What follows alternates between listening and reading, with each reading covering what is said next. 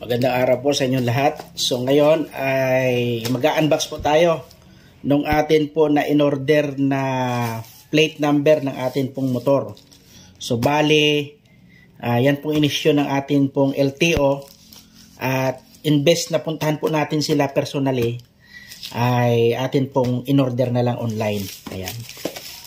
So nagbayad din po tayo dito ng para sa shipping fee.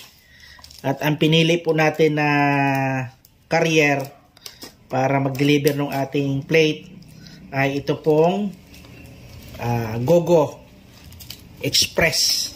Ayan. So nakabox po siya, no? Yan po natin. Bali dalawa itong in-order natin na to, kaso yung isa ay hinihintay pa po natin. Mabilis lang po, wala pang isang buwan to eh. Parang nasa isang linggo lang ata ito eh. Ayan, ito na po yung plate number natin, no? Dapat sa susunod ay matigas yung yung kanyang kahon para hindi nabibend, medyo nakabingkong eh.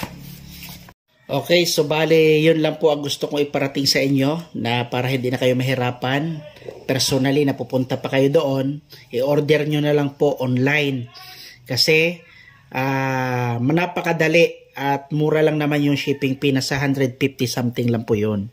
Kaysa magta-travel pa po kayo, maabala kayo isang araw nyo, eh sayang naman. So punta lang kayo sa Google, i-type nyo po LTO tracker para sa inyong plate number, lalabas na po yan. At a-applyan nyo na lang po yun doon at ma-order nyo na through GCash or anumang bank account na meron po kayo. Pwede yun po ang babayaran nyo po doon.